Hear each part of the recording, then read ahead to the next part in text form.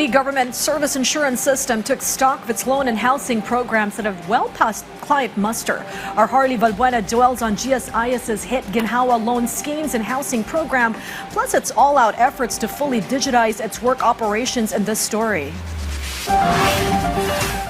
The government service insurance system took note of its achievements for the betterment of their members. This is in line with President Ferdinand R. Marcos Jr.'s directive to ensure that government employees feel the services of GSIS. First among these, GSIS said it is able to disburse a total of 413.4 billion pesos for 1.9 million loan applications under the Ginhawa Flex and Ginhawa Lite programs. Under Ginhawa Flex Loan, members can borrow up to 5 million pesos, which they can pay up to 15 years depending on their premiums with 6 to 7% interest. The Ginhawa Max Loan Buyout is also simplified, and it will require only a letter of intent from a respective head of agency and is free of service fee. Ginhawa Lite, meanwhile, is for smaller emergency loans ranging from 5,000 to 50,000 pesos payable for 6 to 24 months.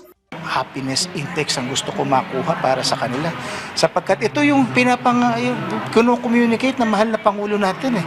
May saysay ka ba sa mga ito ba ginagawa mo nararamdaman ng mga empleyado ng gobyerno?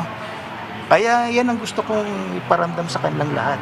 The state insurer also said that they are now 99.6% digital, made possible by their GSIS Touch mobile app, in-app facial recognition for pensioners, digital GSIS ID, and digital hubs in GSIS branches. For the housing program, over 4,000 families were able to secure affordable homes through the Lease with Option to Buy program, while almost 2,000 borrowers avoided foreclosure of their houses through housing accounts remedial and condonation program. National Indemnity Insurance program are also expanded and now covers 130,000 public school buildings. The stakeholders dialogue were conducted to hear the sentiments and suggestions of representatives from different agencies. Some government employees who joined the event expressed their satisfaction over the initiatives of the GSIS.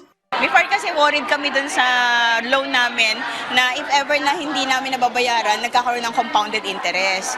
So nung sinabi nila na sinimplify na lang nila, natuwa naman kami doon. Actually nagulat kami, napakarami pa ng mga bagong initiative ang GSIS na ngayon lang na-present.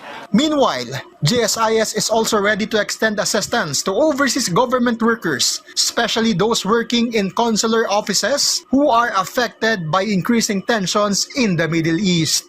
Yung mga empleyado po ng gobyerno na naroon ay sana naman po ay safe sila sapagkat kung may kailangan sila sa GSIS, handa naman pong tumulong ang GSIS para sa kanila. Harley Valbuena from the National TV Network for a new and better Philippines.